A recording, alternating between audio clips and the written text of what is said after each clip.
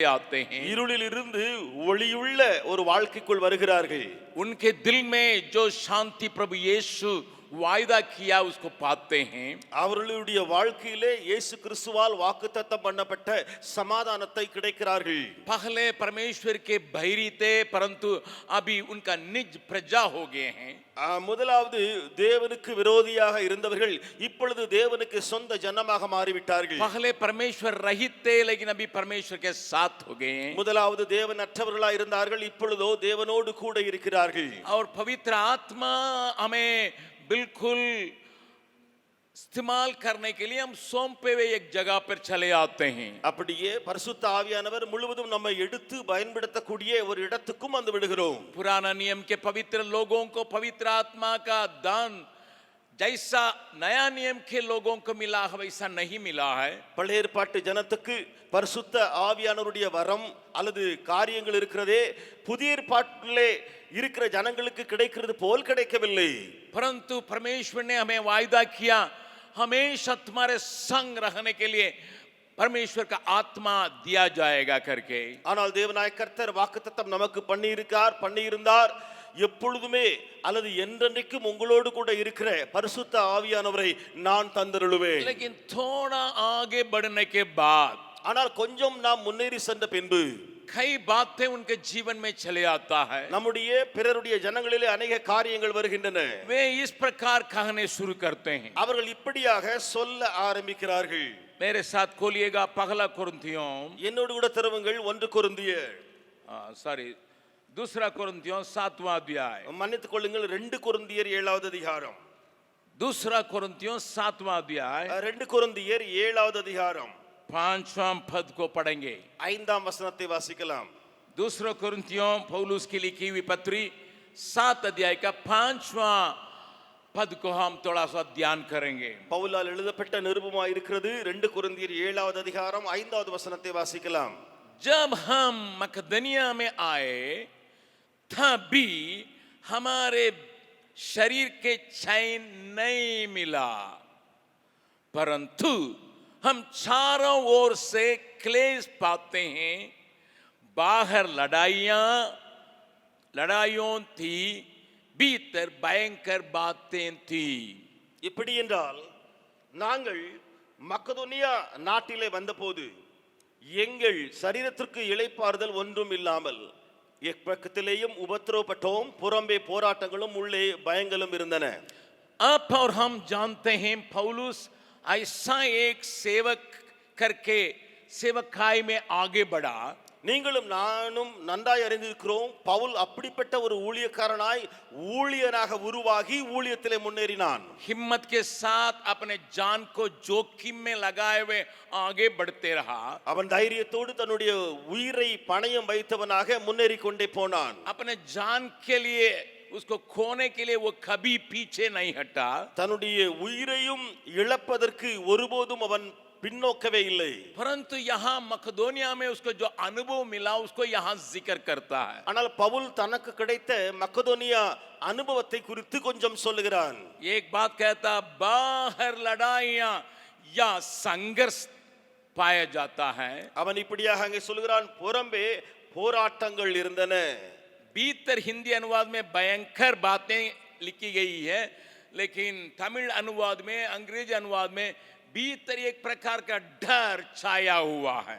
இந்தியிலே உள்ளே பயங்கரமான காரியங்கள் இருந்தன என்று போடப்பட்டிருந்தாலும் தமிழிலேயும் ஆங்கிலத்திலேயும் உள்ளே பயங்கள் இருந்தன என்று இருக்கிறது.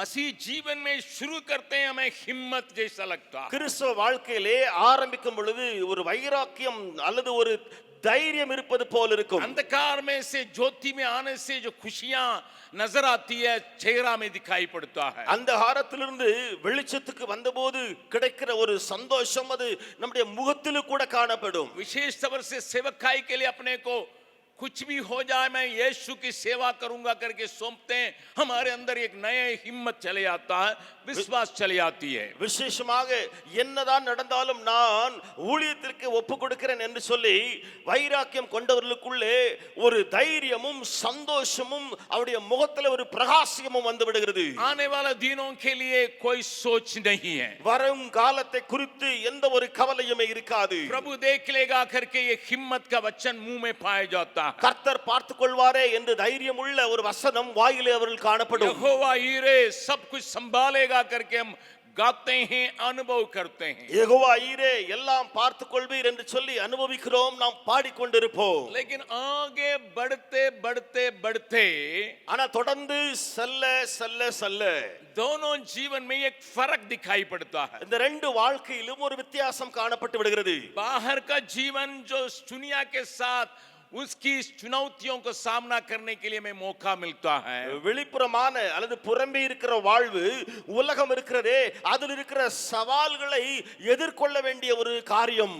और उन सारी बातें जब बढ़ते जाती है भीतर एक भय छाया करता है। அந்த புறம்பே இருக்கிற சவால்களும் காரியங்களும் பெருகி கொண்டிருக்கிற வேளையிலே உள்ளே பயங்கள் பெருகுகிறது. प्रभु के नाम की स्तुति प्रशंसा होवे। தேவ நாமத்துக்கு மகிமை உண்டாவதாக. पौलुस जैसे आदमी जो हिम्मत हारता नहीं है, वो भी इस प्रकार के अनुभव में होके गया है। பவுலை போல ஒரு மனிதன் அவன் எப்பொழுதுமே தைரியத்தை இழக்காதவனும் கூட இப்படிப்பட்ட அனுபவத்துக்குள்ளே போயிருக்கிறான். जब तक ये यहूदिया में या अपने लोगों के बीच में था वो सब ठीक रहा।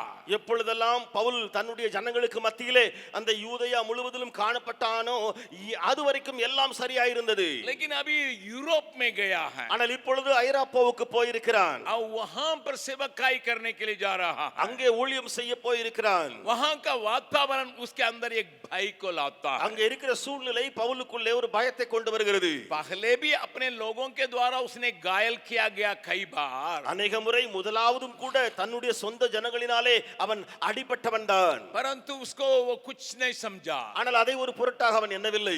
परंतु आगे बढ़ने के समय ஆனால் முன்னேறி செல்லுகிற வேளையிலே उसके संघर्ष जब बढ़ते जाता है, அவனுடைய போராட்டங்கள் பெருகுகிற வேளையிலே कदम कदम में संघर्ष पाया जाता है, ஒவ்வொரு அடி வைக்கும் பொழுதும் போராட்டம் வருகிறது. तो भीतर एक प्रकार का डर उसको पकड़ लेता है। அப்பொழுது உள்ளே ஒரு பயம் அவனை பிடித்து விடுகிறது. क्या विश्वास की कमी हो गई? விசுவாசத்துக்கு குறைவு உண்டாயிட்டோ, क्या प्रभु से प्रेम की कमी हो गई? அல்லது பவுலுக்குள்ளே தேவனுடைய அன்பு தாழ்ச்சி அடைந்ததோ?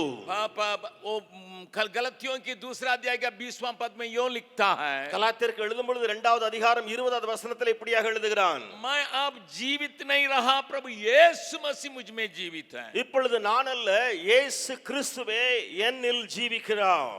और मैं उसी के लिए जिंदा हूं। நான் அவருக்காகவே வாழுகிறேன்.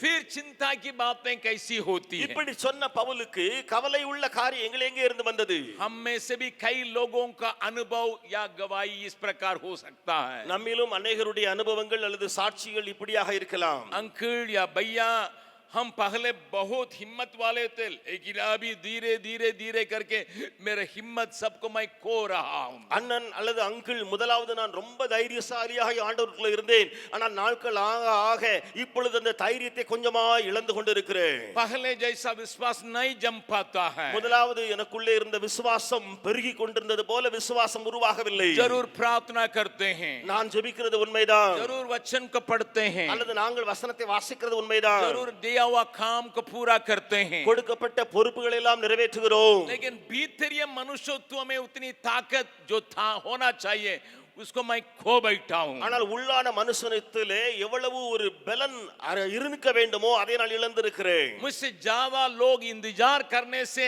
मेरा बल घट जाता है। என்னிடத்திலிருந்து ஜனங்கள் அதிகமாக எதிர்பார்க்கும் பொழுது என்னுடைய பலன் குறுகி போகிறது.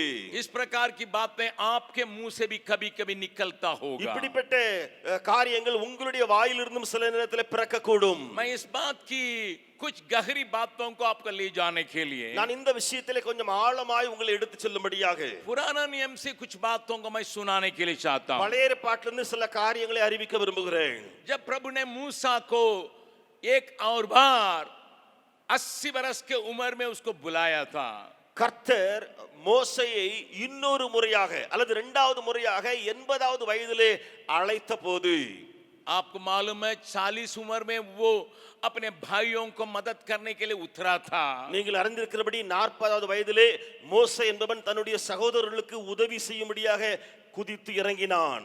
जबकि उसने देखा इब्रानियों के साथ गलत काम किया जा रहा है, अन्याय किया जा रहा है, वो उस बात में खुद रहा था। மோசே என்பவன் பார்த்தான், அந்த எபிரேயருக்கு விரோதமாய் தவறுகள் இழைக்கப்படுகின்றன, இதை தாங்க முடியாதவனாய் அவன் போர்க்களத்தில் இறங்குகிறான். और वहां पर उसके पास सामर्थ्य अधिकार रहा और पढ़ाई और जानकारी निपुणता सारी बातों से भरपूर था, जैसा प्रेरितों के काम 7 अध्याय का 22वां पद में पढ़ते हैं। நாம் அப்போஸ்தலர் 7வது அதிகாரம் 22வது வசனத்திலே வாசிக்கிறோமே, அப்படியே அந்த மோசேக்கு உள்ள எல்லா கலையிலே தேர்ச்சி பெற்றவனாயிருந்தான், அறிவிலே தேர்ச்சி பெற்றவனாயிருந்தான், பல அனுபவங்களை பெற்று அவன் அந்த இடத்திலே காணப்படுகிறான். बोलने में निपुण था, பேசுவதிலே அவன் சாமர்த்தியனாயிருந்தான், कार्य में पूरा करने की ताकत रखता था, காரியத்தை முழுவதும் வெற்றியாய் நிறைவேற்றுகிறவனுக்கு ஆயிருந்தான். उसको बोली के लिए हिम्मत बांध के लोग आगे आने के लिए उसके पास सिपाहियों की कमी नहीं रही। அவனுடைய வார்த்தையினாலே ஜனங்கள் அவனிடத்தில் வருவதற்காக போர் வீரர்களுக்கு குறைவு இல்லாமல் இருந்தது. उसकी दशा बहुत ऊंचा था, फिरौन की बेटी का बेटा करके அவன் பார்வோனுடைய குமாரத்தியின் மகன் என்று அழைக்கப்படக்கூடிய சூழ்நிலையிலே உயர்ந்த நிலைமையிலே இருந்தான். उसने सोचा मेरे पास जो सामर्थ्य है काफी है। அவன் நினைத்தான், எனக்குள்ளே இருக்கிற வல்லமை அது எனக்கு போதுமானது, मेरे पास जो अधिकार है वो काफी है, என்னிடம் இருக்கிற அதிகாரம் எனக்கு போதுமானது, मैं उतरूंगा, मैं चुनौतियों का सामना करने की ताकत रखता हूं, நான் இறங்க போகிறேன், எந்த சவால் வந்தாலும் மேற்கொள்ள எனக்குள்ளே வல்லமை இருக்கிறது. लेकिन पहले ही परीक्षा में वो हार गया। ஆனால் முதல் தேர்விலே அல்லது சோதனையிலேயே அவன் தோற்றான். बाइबल बतलाती है, வேதம் சொல்லுகிறது, एक मिस्री आदमी को मुआ के गाड़ने की बात जब प्रकट हो गई, ஒரு எகிப்தியனை அவன் கொன்று புதைத்த காரியம் தெரிய வந்தபோது, फिरौन से वो डर के वो मिद्यान देश में भाग गया। பார்வோனுக்கு பயந்தவனாய் மோசே என்பவன் மீதியான் தேசத்துக்கு ஓடி போனான். लेकिन इसका मतलब ये नहीं परमेश्वर ने उसके ऊपर जो कार्य करने के लिए चाहा उससे परमेश्वर पीछे हट गया। அதனுடைய அர்த்தம் இதுவல்ல, தேவனாய கர்த்தர் அவனுக்கு ஒரு திட்டம் வைத்திருந்தாரே, நோக்கம் வைத்திருந்தாரே, அதை விட்டுவிட்டு அவர் வேற எங்க ஒரு திசைக்கு போய்விட்டார் என்றல்ல. परमेश्वर ने उसके लिए जो कुछ रखा था उसमें कोई परिवर्तन नहीं रहा। தேவன் மோசேக்கு வைத்த எந்த ஒரு விஷயத்திலேயும் எந்த மாற்றமும் ஏற்படவில்லை. इसलिए जब तक उन सारी बातों में के ऊपर वो विजय प्राप्त करके परमेश्वर के दिए हुए सामर्थ के साथ लौटने समय तक परमेश्वर उसको देखते रहा। ஆகையினாலே எல்லா அவனுக்கு கிடைத்த காரியங்கள் மேலே வெற்றி பெற்றவனாய் அந்த தேவன் நியமித்திருந்த அந்த காலகட்டத்தை அந்த அழைப்பை அவன் பெற்றவனாய் திரும்பி வந்து கொண்டிருந்தான். अभी उम्रदार हो गया, 80 बरस का हो गया, இப்பொழுது 80 வயதாகி வயதானவனாய் இருக்கிறான். और बोलने की ताकत को खो बैठा। அவன் இப்பொழுது பேச அறியாதவனாய் அல்லது அதனுடைய சக்தியை இழந்தான். सोचने की बातों को खो बैठा। அவன் சிந்திக்கக்கூடிய திறனையும் இழந்தான். हर बातों में संदेह उसको आके आक्रमण किया। ஒவ்வொரு விஷயத்திலும் அவனுக்குள்ளே சந்தேகங்கள் வந்து அவனை ஆக்கிரமித்தன. पहले परमेश्वर के ऊपर संदेह करने लगा, முதலாவது தேவனை சந்தேகித்தான், उसके दिए हुए वायदे के ऊपर संदेह करने திரும்ப लगा, இரண்டாவது தேவனால் கொடுக்கப்பட்ட வாக்குத்தத்தத்தை சந்தேகப்பட்டான், अपने ऊपर संदेह करने लगा। திரும்ப தன்னிலே தானே தன்னை குறித்து சந்தேகப்பட்டான். अगर हम अपने विश्वास में ठंडे होते हैं, நாம் நம்முடைய விசுவாசத்திலே குளிர்ந்து போகிற வேளையிலே हमारे अंदर इस प्रकार की बातें चली आती है। நமக்குள்ளே இப்படிப்பட்ட காரியங்கள் வருகிறது. हम अपने बुलाने वाला अपने परमेश्वर से हम शक करते हैं, நாம் நம்மை அழைத்த தேவனை சந்தேகிக்கிறவர்களாய் இருக்கிறோம். और उसकी देवी वेदाओं को वचनों को संदेह करने लगते हैं। அவரால் கொடுக்கப்பட்ட வசனம் அல்லது வாக்குத்தத்தங்களை சந்தேகிக்கிறோம். फिर धीरे धीरे करके अपने ऊपर जो भरोसा है वो भी खत्म हो जाता है। மெதுமெதுவாய் நம்மை குறித்து இருக்கிற தன்னம்பிக்கை அல்லது நம்பிக்கை இருக்கிறதே அதையும் இழந்து விடுகிறோம். जब जलती हुई जाड़ी में परमेश्वर ने मूसा के साथ बर्ताव करने के लिए आया, எரிகிற அந்த முட்புதரிலே மோசேயை சந்திக்கும்படி கர்த்தர் வந்தபோது वो वहां पर अपने स्थिति को प्रकट करता, मैं कुछ भी नहीं हूं। அவன் தன்னுடைய நிலைமையை அங்கே தானாக வெளிப்படுத்துகிறான்.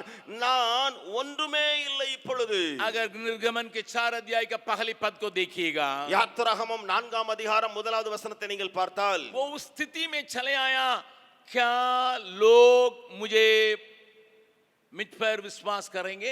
அவன் அந்த நிலைமைக்கு வந்து பேசுகிறான், ஜனங்கள் என்னை நம்புவார்களோ? क्या मुझे ग्रहण करेंगे अपने अगुवे होने के लिए? நான் தலைவனாகும்படி ஜனம் என்னை ஏற்றுக்கொள்ளுமோ?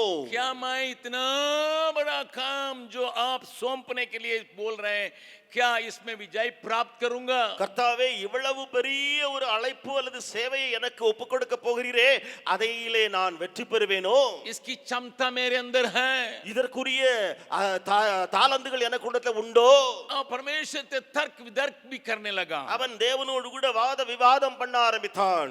बहानाबाजी उसके जीवन में एक के ऊपर एक के ऊपर एक के ऊपर, சாக்கு போக்குகள் அவனுடைய வாழ்க்கையில ஒன்றுக்கு அடுத்ததாய் அடுக்கடுக்காய் வருகிறது. हर बातों में उसको शक हो रहा है। ஒவ்வொரு விஷயத்திலும் அவன் சந்தேகம் கொள்ளுகிறான். पहले कहता लोग मुझे मेरे ऊपर भरोसा नहीं रखेंगे, முதலாவது சொல்லுகிறாள், ஜனங்கள் என்னை விசுவாசிக்க மாட்டார்கள், लोग मुझे ग्रहण करेंगे, ஜனங்கள் என்னை ஏற்றுக்கொள்ள மாட்டார்கள், फिरौन मेरी बात को नहीं मानेगा, பார்வோனுடைய பேச்சை கேட்க மாட்டான். मैं एक वक्त ऐसे था मेरी बात माना जाती थी, ஒரு காலகட்டத்தில் என்னுடைய சொற்களுக்கு எல்லாரும் கீழ்ப்படிந்தார்கள். परंतु अब उस जगह में मैं नहीं हूं। ஆனால் இப்பொழுது நான் அந்த இடத்துல இல்லையே. यहां तक बोलने लगा मुझे छोड़ दीजिए, இங்கே வரைக்கும் வந்து சொன்னால் என்னை நீர் விட்டுவிடும். प्रभु के नाम की स्तुति महिमा होवे। தேவ நாமத்துக்கு மகிமை உண்டாவதாக. लेकिन प्रभु उसके पीछे कर रहा है, கர்த்தரோ அவனை பின்னாலே பின்னாலே தொடர்ந்து சென்றார். लेकिन उसके अंदर एक प्रकार की भावनाओं को प्रभु को पगले पैदा करने की आवश्यकता होता है। ஆனால் அந்த மோசேக்குள்ளே ஒரு இப்படிப்பட்ட உணர்வுகளை, இப்படிப்பட்ட தன்மைகளை கர்த்தருக்கு உருவாக்க வேண்டியதாயிற்று. प्रभु के नाम की स्तुति प्रशंसा होवे। தேவ நாமத்துக்கு மகிமை உண்டாவதாக. आप इस बात को जानते होंगे, तो भी मैं आपको थोड़ा सा उसके प्रकाश में और लाता हूं। நீங்கள் இந்த விஷயங்களை அறிந்திருந்தாலும் இன்னும் கொஞ்சம் அந்த காரியத்துக்குள்ளே வெளிச்சத்தை நான் போடுகிறேன். निर्गमन 4 अध्याय का पहला और दूसरा पद को हम देखेंगे। யாத்திராகமம் 4வது அதிகாரம் 1ஆம் 2ஆம் वचनங்களை நாம் பார்க்கலாம். तब मूसा ने उत्तर दिया, वे मेरा विश्वास नहीं करेंगे और न मेरी सुनेंगे, वरन कहेंगे यहोवा ने तुझको दर्शन नहीं दिया है। அப்பொழுது மோசே, அவர்கள் என்னை நம்பார்கள், என் வாக்குக்கு செவி கொடார்கள், கர்த்தர் உனக்கு தரிசனமாகவில்லை என்று சொல்லுவார்கள் என்றான். अपने स्थिति को, अपने हालत को बिल्कुल खुले हृदय से परमेश्वर से कहता है। தன்னுடைய நிலைமையை முழுவதும் இருக்கிறது போலவே திறந்த உள்ளத்தோடு கர்த்தரிடம் சொல்லுகிறான். तीसरा अध्याय को पूरा पढ़ेंगे, वहां 3 बातों को प्रभु याद करता। मैं उसको समय के अभाव के चलते मैं उसके गहराई में नहीं जा रहा हूं। 3வது அதிகாரத்தை வாசித்து பார்த்தால் நீங்கள் தேவனாய கர்த்தர் அங்கே 3 காரியங்களை விளக்கி கொடுக்கிறார். நேரம் இல்லாதனால் நான் அங்கே போகவில்லை. मैंने इब्राहिम से जो वाचा बांधा, इसहाक और याकूब के साथ जो वाचा बांधा, उसको मैं भरपूर याद करता हूं, उसको पूरा करने के लिए जा रहा हूं। प्रॉमिस उसको दिया जा रहा है, याद दिलाया जा रहा है। ஒரு வாக்குத்தத்தம், பிராமிஸ் அவனுக்கு நினைப்பூட்டப்படுகிறது. ஆபிரகாமுக்கு, ஈசாக்குக்கு, யாக்கோபுக்கு நான் பண்ணின உடன்படிக்கை அல்லது வாக்குத்தத்தத்தை நான் நிறைவேற்ற போகிறேன். मैंने इब्राहिम से कहा था, நான் ஆபிரகாமிடம் சொல்லி இருந்தேன், तेरे लोग जहां पर अभी हैं उस जगह को अपनाएंगे। உன்னுடைய ஜனங்கள் எந்த இடத்துல இப்பொழுது இருக்கிறார்களோ அந்த இடத்தை சொந்தமாக்குவார்கள். उस वायदा का परमेश्वर ने उसको याद दिलाया। அந்த வாக்குத்தத்தத்தை மோசேக்கு தேவன் நினைப்பூட்டினார். फिर कहने लगा, मैं तेरे संग रहने के चलते तुम्हारी सामर्थ की कमी नहीं रहेगी। இரண்டாவது ஆண்டவர் நினைப்பூட்டினார், நான் உன்னோடு கூட இருக்க போவதினாலே உனக்கு வல்லமைக்கு குறைவே இருக்காது. तुम्हारे जीवन में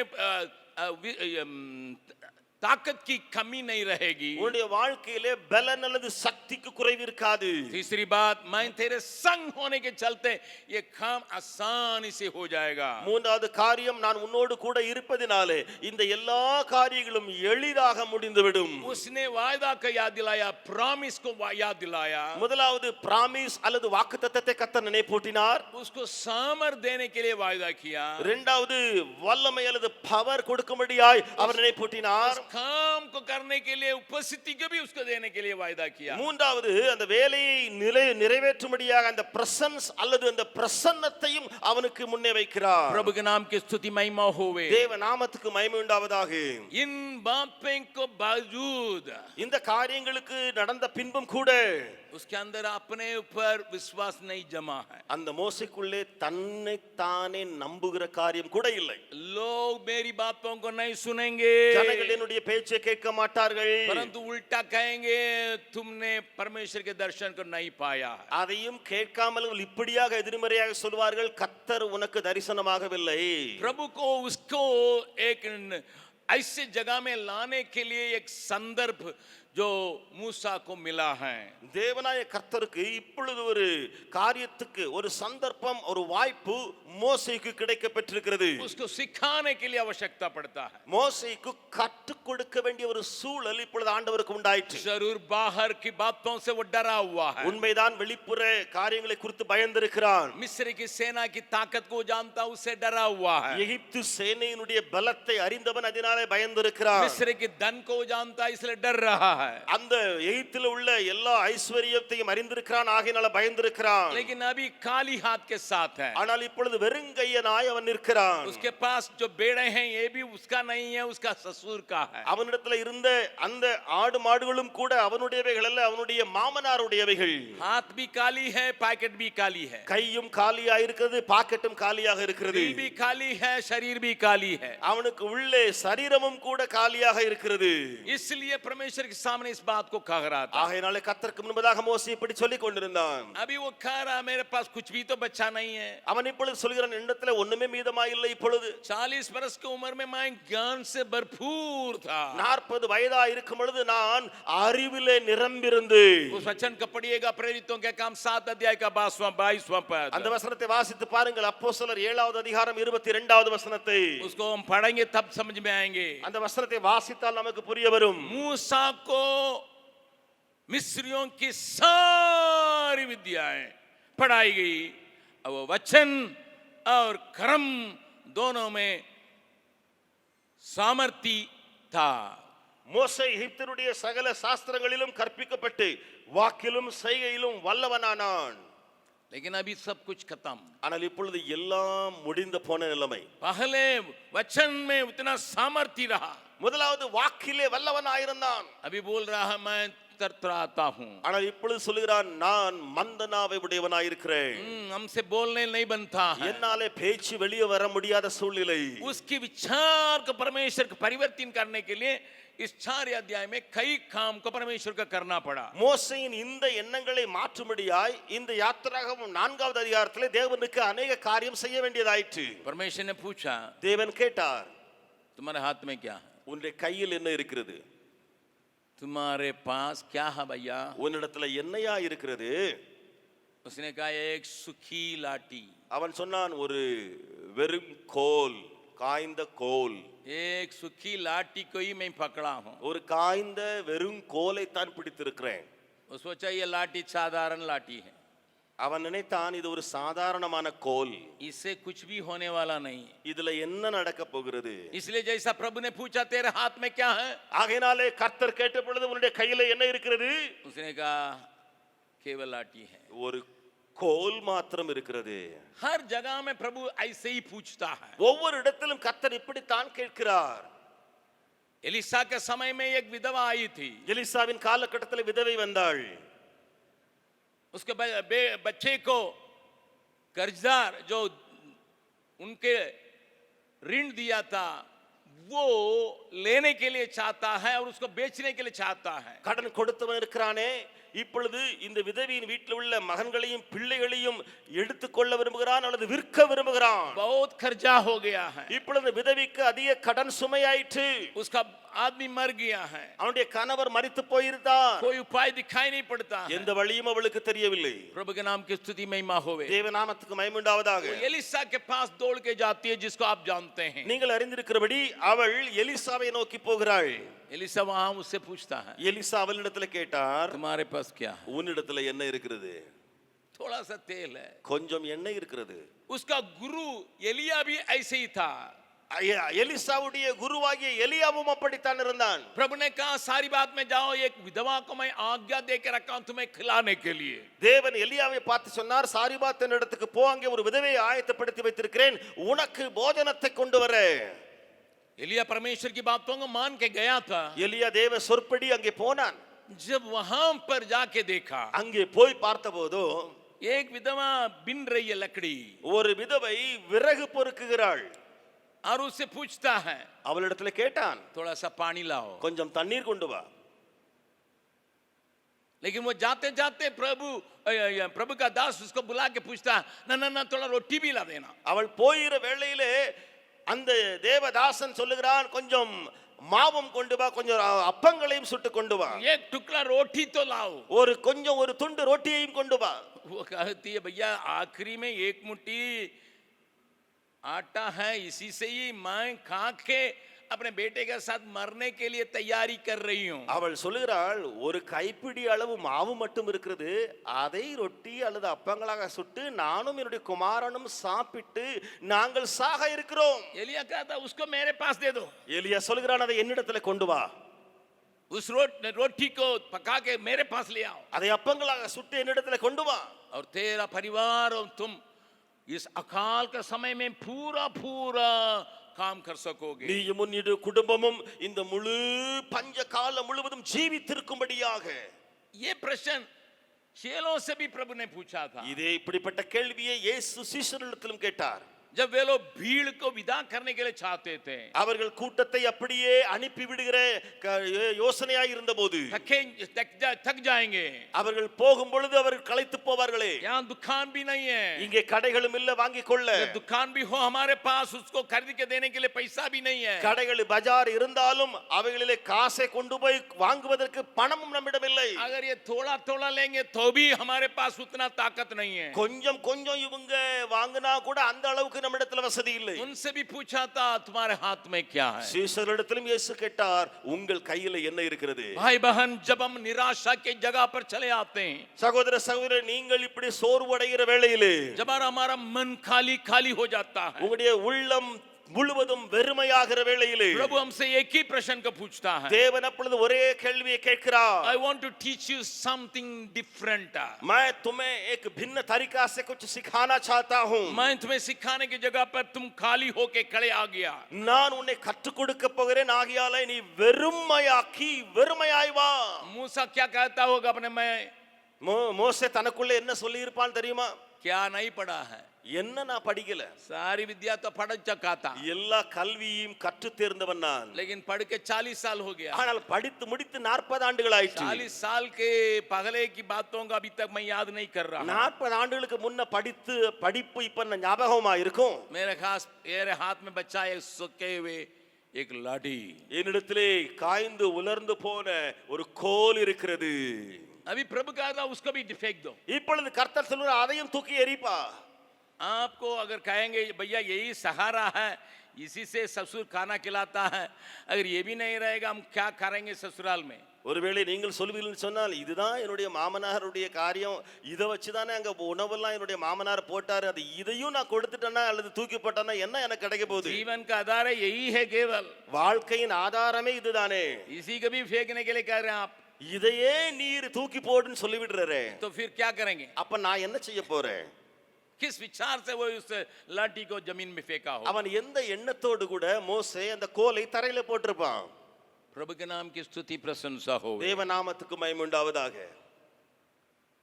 मूसा, तुम्हारे हाथ में जो है उसको तुम विपरीत तरीका से देख नहीं पाते हो.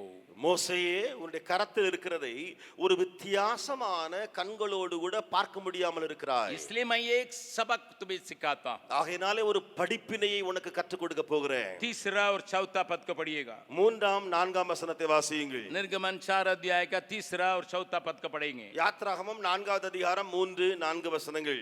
उसने कहा उसे भूमि पर डाल दे. जब उसने उसे भूमि पर डाला तब वो सर्प बन गई और मूसा उसके सामने से भागा. அதை தரையில் போடு என்றார். அவன் அதை தரையிலே போட்ட போது அது சர்ப்பமாயிற்று. மோசே அதற்கு விலகி ஓடினான். प्रभु के नाम की स्तुति महिमा होवे। தேவ நாமத்துக்கு மகிமை உண்டாவதாக. तमिल में ये कहावत है, सांप से पूरा सेना भी डरता है। தமிழ்ல இப்படி சொல்லுவாங்க, பாம்பை கண்டா படையும் நடுங்கும். बीते हफ्ता में एक न्यूज आया, கடந்த வாரத்துல ஒரு நியூஸ் வந்தது. झारखंड में किसी आदमी का सांप डस दिया। ஜார்க்கண்ட் மாநிலத்துல யாரோ ஒரு மனிதனை பாம்பு கடிச்சிட்டு. न्यूज़पेपर में पाया जाता था, शायद आप पढ़े होंगे। ஒருவேளை செய்தித்தாள்ல வந்த செய்தி நீங்கள் அதை வாசித்திருக்கலாம். और उसने क्या किया, उस सांप को पकड़ के 3 बार काट दिया। இவன் என்ன செஞ்சான், கடிச்ச பாம்பை கையில தூக்கி 3 முறை பாம்பை கடிச்சிட்டான். मुझको काटा ना, मैं என்ன கடிச்சல, நான் உன்னை கடிச்சு போடுறேன், तुमको काट दूंगा। உன்னை கடிச்சு போடுறேன்னு சொல்லி கடிச்சிட்டான். आखिरी में बच गया है। அவன் கடைசியில பழச்சிட்டான் தப்பி. जब उससे पत्रकार जाके पहुंचे, அவனிடத்துல பத்திரிகையாளர்கள் போய் பார்க்கும்போது, अरे भैया सांप काट दिया, तुम उसको पकड़ के 3 बार काटा है। பாம்பு தான் உன்னை கடிச்சிட்டப்பா, நீ ஏன் 3 முறை பாம்பை பிடிச்சு கடிச்சிட்ட? नहीं, हमारे यहाँ एक कहावत है, अगर जो सांप तुम्हें काटेगा तो 3 बार तुमको काटेगा, तुम्हारा अंदर बस विष नहीं चढ़ेगा। எங்க ஊர்ல ஒரு வழக்கம் உண்டு. அவன் சொன்னான், கடிபட்டவன், பாம்பு கடிபட்டவன் சொன்னா, எங்க ஊர்ல ஒரு வழக்கம் உண்டு, பாம்பு யாரையாவது கடிச்சுன்னு சொன்னா 3 முறை பாம்பை கடிச்சு போட்டு விஷம் அது முறிந்து போகும். प्रभु के नाम की स्तुति प्रशंसा होवे। தேவ நாமத்துக்கு மகிமை உண்டாவதாக. इतना ताकतवर जो एक सेना की आदमी, एक मिस्री को मार के गाड़ सकता है, वो एक सांप से डर के भाग रहा है। ஒரு பெரிய படைய வச்சிருந்தவன், ஒரு எகிப்தியனையே கொன்று புதைச்சு போட்டவன், ஆனா பாம்பை கண்டு ஓடுறான் இப்போ. लेकिन प्रभु क्या कहने के लिए चाहता है? கர்த்தர் என்ன அங்கே சொல்ல விரும்புகிறார் தெரியுமா? आप सबों को मालूम है, हम लाठी लेके चलते हैं, मोटी बाघ को हम पकड़ के चलते हैं। நீங்கள் அறிந்திருக்கிறபடி, ஒரு உங்களுக்கு நல்லாய் தெரியும், கோலை பிடிச்சிட்டு நடக்கிறவங்கள பார்த்தீங்கன்னு சொன்னா, அந்த கோல்ல கொஞ்சம் அதிக தடிமனான பகுதி, கொஞ்சம் தடிமனான பகுதியை தான் மேல வச்சு பிடிச்சிருப்பாங்க. फेंक दिया, அவன் தூக்கி போட்டான். प्रभु जान पूछ के कहता है, தேவன் அறிந்தவராய், முழுவதும் நன்றாய் அறிந்தவராய் சொல்லுகிறார், उसकी पूंछ पकड़ो। அதனுடைய வாலை பிடி. क्यों? ஏன்? जैसा तुम पूंछ पकड़ोगे, நீ வாலை பிடிக்க போது तुम्हारा विचारधारा, உன்னுடைய எண்ணங்கள் எல்லாம், उन सारी बातें बिल्कुल उलट जाएगा। உனக்குள்ள இருக்கிற எல்லா காரியமும் தலைகீழாய் மாறி போகக்கூடிய வேளை. मैं एक बात को यहाँ पर कहने के लिए चाहता நான் हूँ, இங்க ஒரு காரியத்தை சொல்ல விரும்புகிறேன். हम मसीह यीशु में आने एक समय हमारे अंदर एक बात होती है, நாம் கிறிஸ்துவுக்குள்ளே வரும்பொழுது நமக்குள்ளே ஒரு காரியம் நடக்கிறது. हमारे सारे विचार में एक महान परिवर्तन, நம்முடைய எல்லா எண்ண முறைமைகளிலே பயங்கர மாற்றம், हमारा दिशा में परिवर्तन, நம்முடைய டைரக்ஷன்ல மாற்றம். हम 180 डिग्री मोड़ जाते हैं। நாம் 180 டிகிரி திரும்பி விடுகிறோம். विनाश के ओर जाने वाले अभी जीवन के ओर बढ़ रहे हैं। அங்கே நரகத்தை நோக்கி, அழிவை நோக்கி போகிறவன் இப்பொழுது எதிர்காலத்திலே ஒரு நல்ல பரலோகத்தை நோக்கி ஓடுகிறான். इसलिए पौलुस कहता है, जो मसीह में है उसकी सारी बातें नहीं हो गई है। ஆகையினாலே பவுல் எழுதும் பொழுது எழுதுகிறான், கிறிஸ்துவுக்குள் இருக்கிறவன் புது சிருஷ்டியாய் இருக்கிறான், பழையவைகள் அவனுடையவைகள் எல்லாம் ஒளிந்து போயின. नया विचार, புதிய எண்ணங்கள், नए प्रकार की बोली, புதிய விதமான வார்த்தைகள், नए प्रकार की चलने की ताकत, புதிய விதமான நடைமுறைகள் போகக்கூடிய, उसके उठना बैठना अलग हो जाता है, அவனுடைய உட்காருதல் எழும்புதல் எல்லாமே வித்தியாசமாகிறது. उसके बोलियां में परिवर्तन है, அவனுடைய வார்த்தையிலே மாற்றம் உண்டாகிறது. इन बातें हो चुकी उसको याद नहीं करता, பழையவைகள் நடந்து முடிந்தவைகள் அவைகளை நினைவு கூறாமல் இருக்கிறான். और नई दिशा के ओर बढ़ रहा है। ஒரு புதிய திசையை நோக்கி முன்னேறுகிறான். इसी बात को दर्शाने के लिए परमेश्वर ने कहा, तुम और उसको पूंछ पकड़ो। இதை வெளிக்கொண்டு வரவே தேவனாய கர்த்தர் சொன்னார், உன்னுடைய வாளை நீ பிடி. प्रभु के नाम की स्तुति महिमा होवे। தேவ நாமத்துக்கு மகிமை உண்டாவதாக. उस न केवल उसको पकड़ने से उल्टा कर दिया, அவர் அங்கே பிடித்தவுடனே அதை தலைகீழாய் பிடித்தது மாத்திரமல்ல, उसका 20वां पद को पढ़िएगा, 4 अध्याय का 20वां पद। 4ஆம் அதிகாரத்தினுடைய 20வது வசனத்தை வாசித்து பாருங்கள். वहां पर मूसा ने क्या किया करके लिखा है। அங்கே மோசே செய்தது என்ன என்பதை குறித்து எழுதப்பட்டிருக்கிறது. तब मूसा ने अपनी पत्नी और बेटों को गधे पर चढ़ाकर मिस्र देश की ओर और परमेश्वर की उस लाठी को हाथ में लिए हुए लौटा। அப்பொழுது மோசே தன் மனைவியையும் தன் பிள்ளைகளையும் கழுதையின் மேல் ஏற்றிக்கொண்டு எகிப்து தேசத்துக்கு திரும்பி போனான். தேவனுடைய கோலையும் மோசே தன் கையிலே பிடித்துக் கொண்டு போனான். पहले उसका लाठी का नाम मूसा का लाठी था। முதலாவது அந்த கோலினுடைய பெயர் மோசையின் கோலா இருந்தது. लेकिन अभी उस लाठी का नाम परमेश्वर का लाठी हो गया। இப்பொழுது அதே கோலுடைய பெயர் இப்படியாக மாறிவிட்டது, தேவனுடைய கோல். बगल वाला का हाथ पकड़ के बोले आप किसके हैं? நீங்கள் பக்கத்தில் உள்ள கரங்களை பிடித்து சொல்லுங்கள், யாருடையவர்கள்? या कितनी बातें परमेश्वर के लिए पूरी तवर से छोड़ दिए हैं? அல்லது தேவனுக்காக எந்த எல்லா பழைய காரியங்களையும் நீங்கள் விட்டு விட்டீர்கள்? कई लोग हम आधा डालते हैं, आधा अपने लिए रखते हैं। ये मेरा, ये परमेश्वर का है। அநேகர் பாதியை போட்டுருவாங்க, பாதியை தமக்காக வச்சிருவாங்க. இது தேவனுடையது, இது என்னுடையதுன்னு சொல்லி. जीवन के कई भागों में कुछ बातों को अपने लिए रखते हैं। ये मेरा रहेगा, मेरी ही रहेगी। சிலர் வாழ்க்கையின் பாதி காரியங்களை தனக்காக வைத்துக் கொள்வார்கள். இவைகள் என்னுடையவைகள், இவைகள் தேவனுடையவைகள், இவள் என்னுடையவள், இவர்கள் தேவனுடையவர்கள் என்று சொல்லி उसके अंदर, उस नए जीवन के अंदर की सामर्थ को वो पहचान नहीं पाते हैं। புதிய மனுஷனை நாம் தரித்துக் கொண்டிருக்கிறோமே, புதியவர்களாக ஆன பின்பு அதனுடைய வல்லமையை நாம் அறிந்து கொள்ளாமல் இருக்கிறோம். क्योंकि हमारा जीवन जरूर उलट पुलट हो गया। ஏனென்றால் நம்முடைய வாழ்க்கையில் நடந்த காரியம் தலைகளாய் மாறிவிட்டதுதான். विचार उलट पुलट हो गया, நம்முடைய எண்ணங்கள் எல்லாம் தலைகளாய் மாறிவிட்டது.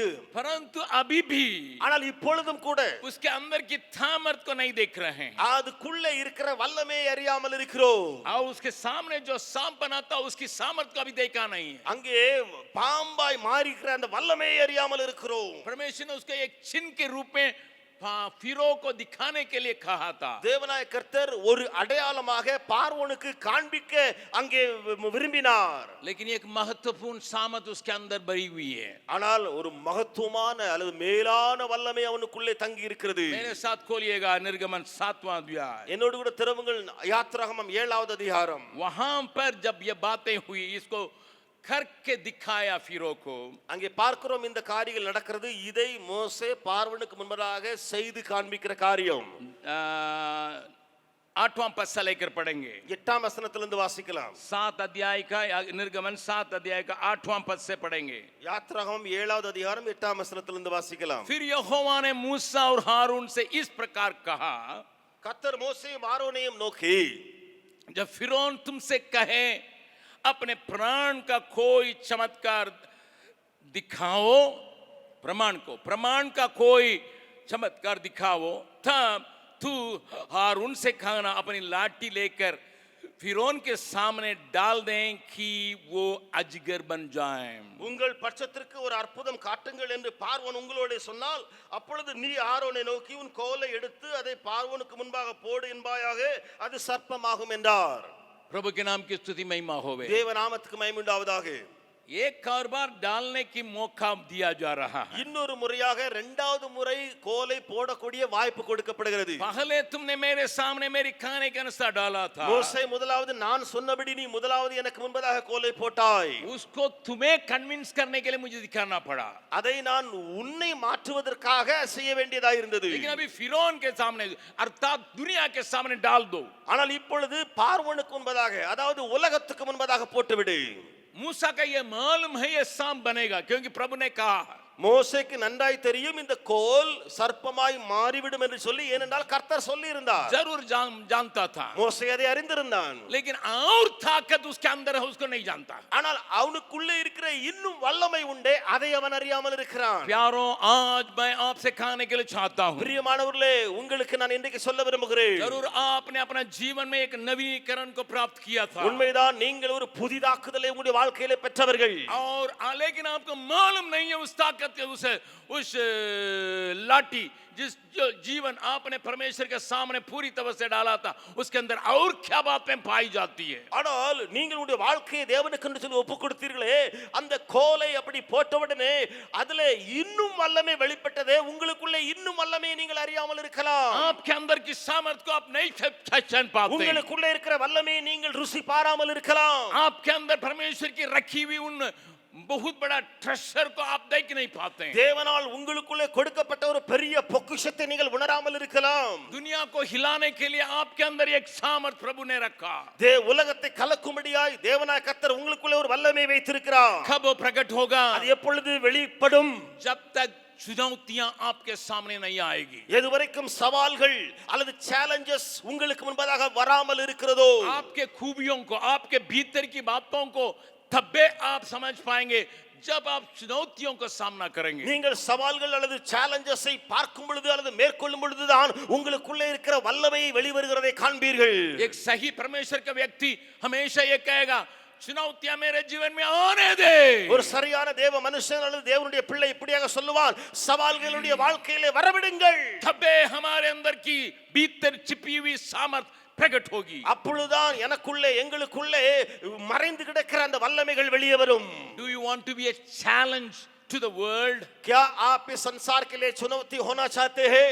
आपके सामने के परिवार के लिए क्या आप एक चुनौती के कारण बनने के लिए चाहते हैं? உங்களுக்கு முன்பதாக உங்கள் குடும்பத்திலே ஒரு சவாலினுடைய காரணமாய் நீங்கள் மாற விரும்புகிறீர்களோ? आपके सामने आपके विरोध में ललकारने वाली बातों के विरोध में खड़े होने के लिए क्या आप अपने के अंदर छिपी हुई बात को निकालने के लिए चाहते हैं? உங்களுக்கு முன்பதாக பயங்கரமான எதிர்ப்பு அல்லது முன்பதாக பயங்கரமான சவால்கள் வந்து கொண்டிருக்கிறதே, அப்பொழுது உங்களுடைய வல்லமையை நீங்கள் வெளிக்காட்ட விரும்புகிறீர்களா? प्रभु के नाम की स्तुति महिमा हो। தேவ நாமத்துக்கு மகிமை உண்டாவதாக. परमेश्वर ने कहा था फिरौन के सामने डाल दो। தேவன் சொன்னார், பார்வோனுக்கு முன்பதாக இதை போடு.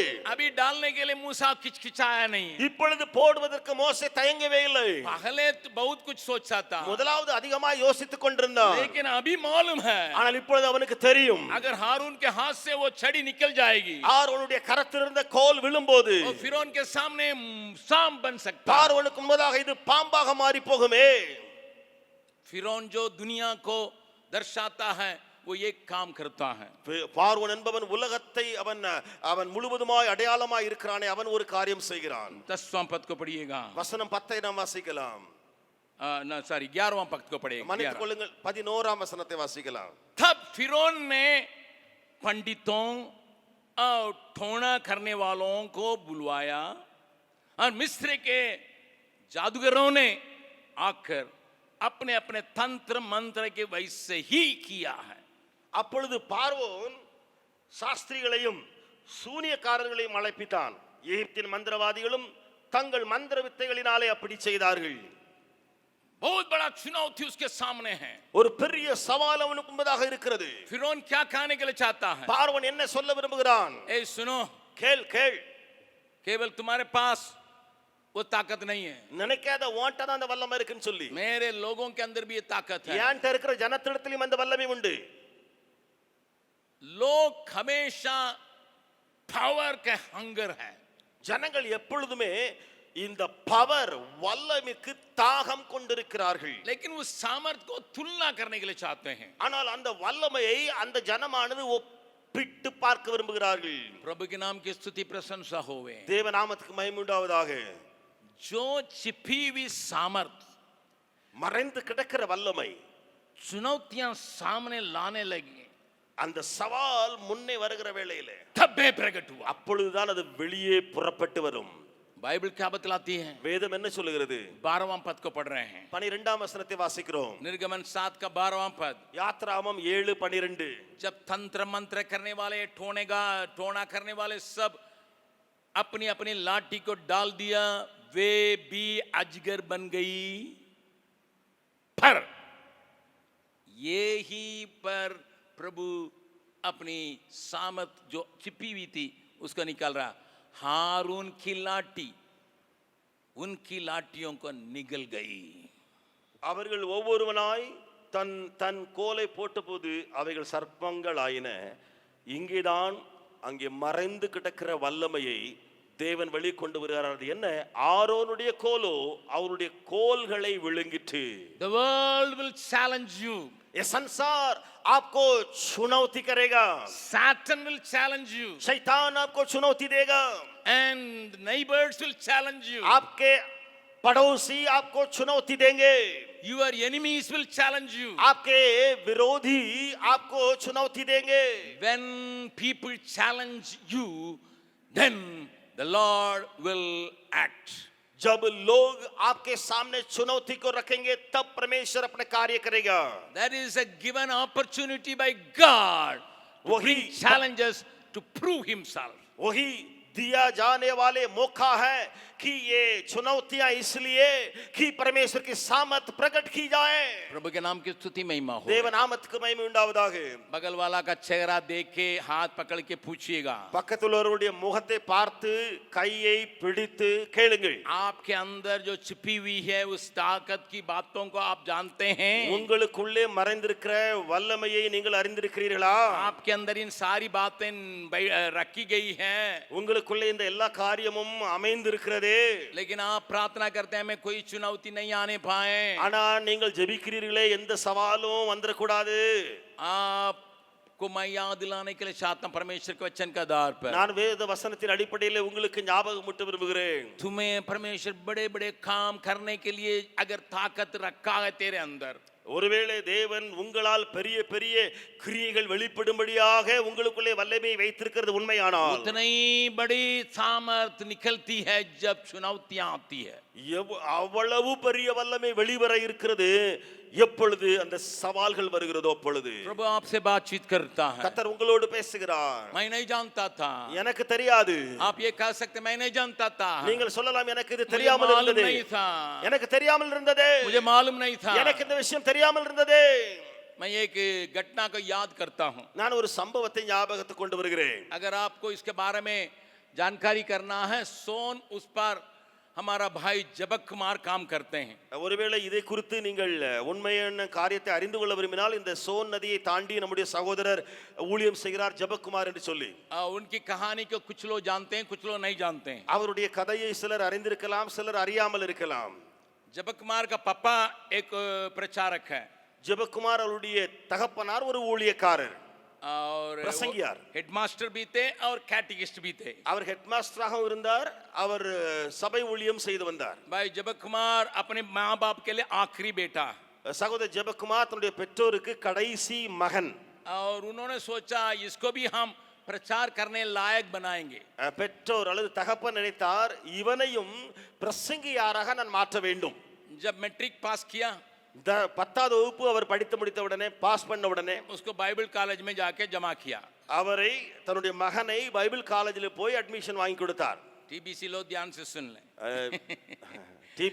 டிபிசி காரங்க கவனமா கேளுங்க. वो जबरदस्त बाइबल स्कूल था मदुरई में, மதுரையில ஒரு பெரிய பிரபலமான பைபிள் காலேஜ் இது. लेकिन उसका बाप को मालूम नहीं है उसका बेटा किन किन बातों में फंसा हुआ है. ஆனால் தகப்பனுக்கு தெரியாமல் இருந்தது அவருடைய மகன் எந்த எந்த விஷயத்திலெல்லாம் சிக்கி கொண்டிருக்கிறான் என்று சொல்லி. उसने क्या क्या मालूम है?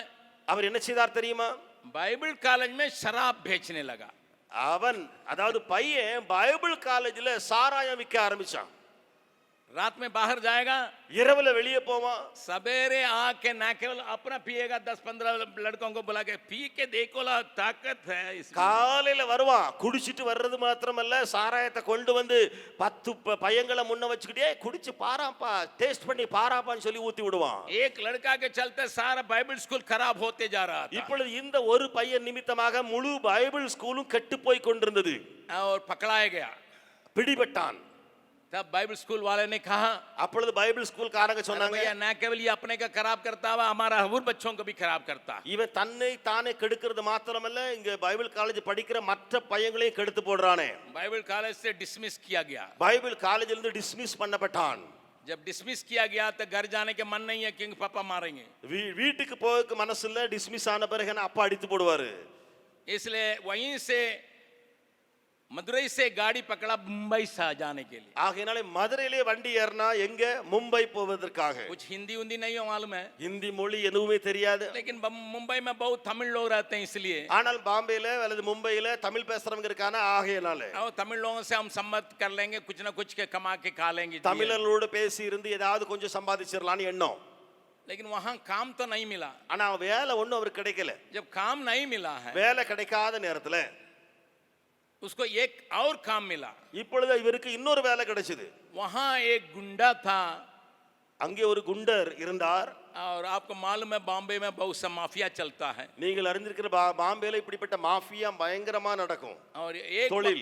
उस वक्त में मुदलियार नाम करके एक बहुत बड़ा गुंडा था அந்த காலகட்டத்திலே முதலியார் என்ற பெயருடைய ஒரு பெரிய குண்டை இருந்தான். 20-25 लोगों को अपने पास रख के वो बड़े बड़े लोगों से लूटना और काम करना वही काम करता था उसका नाम बहुत मशहूर था அவர் ஒரு பெரிய ரவுடியா இருந்தாரு. 10-25 பேர் வச்சிருந்தாரு. கொள்ளடிக்கணும் அப்படி தடியில ஈடுபட்ட ஒரு குண்டர்.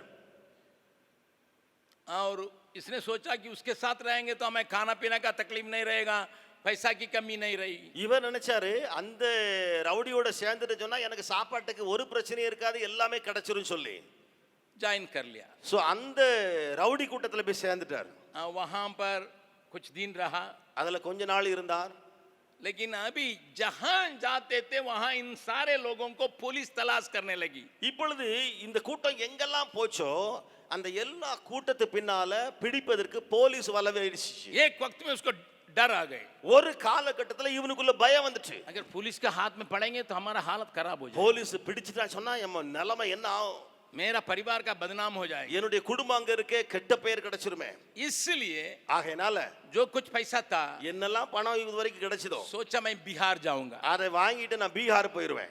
क्योंकि मेरी बड़ी मम्मी की वो बेटा है इसलिए चचेरा भाई है इसलिए என்னுடைய பெரியம்மாவுடைய மகன் ஆகையினாலே அவன் அப்படி இருந்ததுனால இந்த காரியத்தை யோசித்தான். और यहाँ सीधा बिहार चले आया நேரிய அங்கிருந்து பீகாருக்கு வந்தார். उस समय लड़कों का एक होम यहाँ रहता था सिकरिया में அப்பொழுது பையங்களுக்கு ஒரு ஹோம் நடத்தி வந்தோம் சிக்கரியால. இங்க பையங்களுடைய பாய்ஸ் ஹோம். वहां पे प्रेस जहां प्रेस है उस जगह में शांति नाम करके एक बहन जो अभी प्रभु के पास चली गई है वो उनको देख रही थी அங்கே பையங்கள் ஹோம் இருந்தது. அதாவது இப்பொழுது பிரஸ் இருக்கிறதே அந்த இடத்துல அப்பொழுது சாந்தி என்ற ஒரு சகோதரி இவரை பார்த்தாள். वो बच्चे बहुत खुश थे அந்த பிள்ளைகளை இவள் பார்த்து வந்தால் ரொம்ப सवेरे उठ के आराधना करना அந்த பிள்ளைகள் காலையில எழும்பி துதிப்பார்கள். शाम का आराधना करना சாயந்திரம் பாட்டு பாடி ஆராதிப்பாங்க. और उन लोगों के देख देख के इसके मन में एक बात होने लगी அவர்களை பார்த்து பார்த்து பார்த்து இவருடைய மனதுல ஒரு உள்ளத்துல ஒரு காரியம் தோன்றிட்டு ये सब अनाथ बच्चे हैं இந்த பிள்ளைகள் எல்லாம் அநாதை பிள்ளைகளே. इन अनाथ बच्चों के अंदर इतनी खुशियां हैं यीशु के चलते இந்த அநாத பிள்ளைகளுக்குள்ளே இயேசுவின் நிமித்தமாக இவ்வளவு சந்தோஷமா? मैं भी यीशु को ग्रहण करना चाहता हूं நானும் இயேசுவை ஏற்றுக்கொள்ள விரும்புகிறேன். अब ये जीवन के पहले बार अनाथ बच्चों को देख के प्रभु में आया हुआ हालत में मेरे पास आया இப்பொழுதுதான் அந்த அநாத பிள்ளைகளுக்குள்ளே சந்தோஷத்தை பார்த்து இயேசுவை அதன் பின்பு ஏற்றுக்கொண்டு அவர் என்னிடத்துல வந்தார்.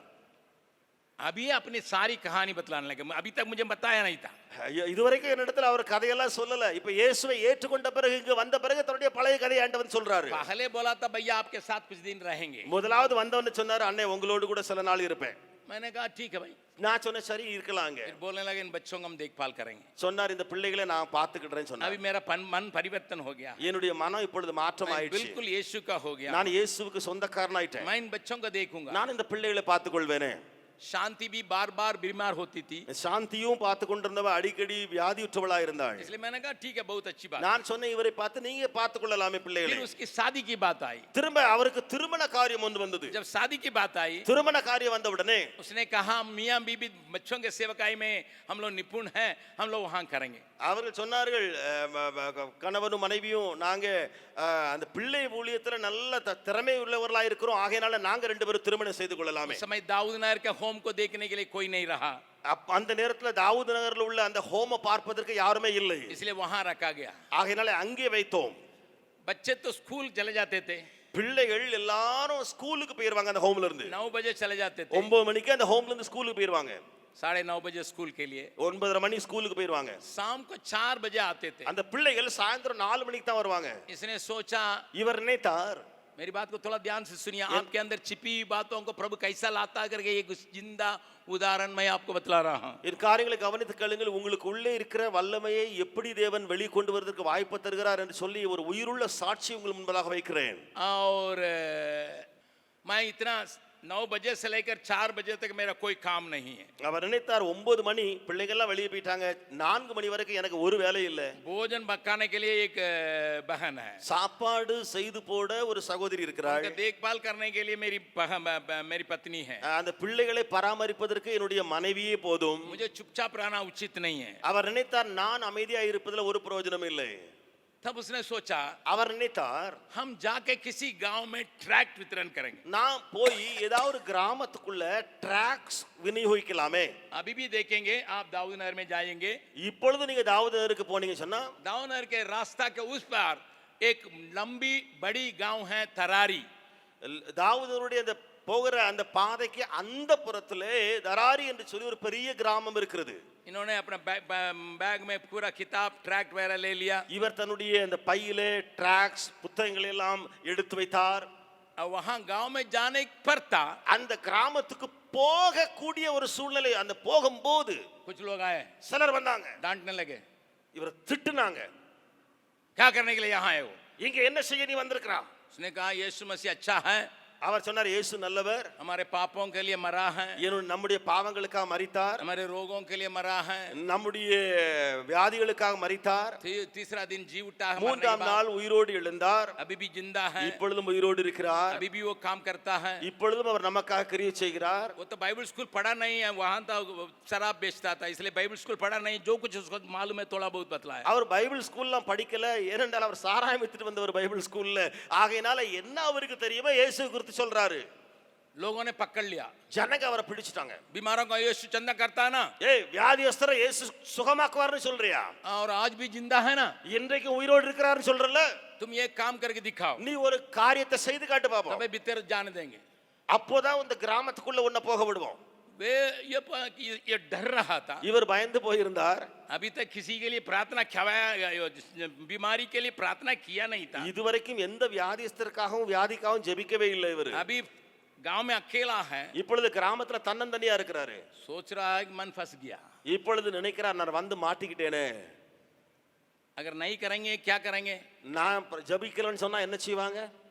वे लोग इससे पूछे पाछे नहीं, இவரிடத்துல ஒண்ணும் கேட்கவும் செய்யல, ஒண்ணும் செய்யல அந்த கூட்டம். 1.5 महीना बेहोशी हालत में कोमा स्टेज में लगी हुई एक लड़की को लोग लाके उसका सामने रख दिए. 1.5 மாதம் கோமா ஸ்டேஜ்லயே இருக்கிற ஒரு பெண்ணை இவர் முன்ன கொண்டு போட்டாங்க. ஒண்ணுமே உணர்ச்சி இல்லாத உணர்வு இல்லாத ஒரு பெண்ணு கோமா ஸ்டேஜுக்கு 1.5 போயிருக்கா. महीना में 1.5 மாசம் कोई दवाई ववाई से कुछ नहीं हुआ, எந்த மருந்து மாத்திரையும் கொடுக்கவே இல்லை. अभी बतलाओ यीशु जिंदा है कि नहीं, तुम प्रार्थना करो देखेंगे. இப்பொழுது சொல்லு இயேசு உயிரோடு இருக்கிறாரா என்று சொல்லி ஜெபித்து சொல்லு பாப்போம். बाप रे बाप, इतना बड़ी चुनौती, பெரிய சவாலப்பா, இது என்ன செய்யறது பெரிய வேலை. आप अभी भी जबक कुमार भाई से पूछ सकते हैं. இப்பொழுது அவர் இங்கதான் இருக்கிறார், ஜெபக்குமார் அண்ணனிடத்துல கேட்கலாம். उसने इधर उधर देखा, அவர் இங்கி இங்கி பார்த்தவராய் बगल में एक बाल्टी पानी रखा हुआ था, பக்கத்துல ஒரு வாளியில தண்ணி வைக்கப்பட்டிருந்துச்சு. उसको उठाया, அந்த தண்ணியை அவர் தூக்கினாரு. उस बहन के ऊपर यीशु के नाम से मैं डालता हूं करके डाला. இயேசு கிறிஸ்துவின் நாமத்தினால என்று சொல்லி தண்ணியை முழுவதும் அந்த பெண் மேல ஊத்தினாரு. विश्वास करेंगे वो उठ के भाग गई. நீங்க நம்பினாலும் நம்பாட்டாலும் அவ எழுந்து ஓடி போயிட்டா. हालेलुया, ஹalleluya, हालेलुया, ஹalleluya. अभी हिम्मत के साथ कहता, இப்பொழுது தைரியத்தோடு சொல்லுகிறார், यीशु जिंदा है कि नहीं? இயேசு உயிரோடு இருக்கிறாரா இல்லையா?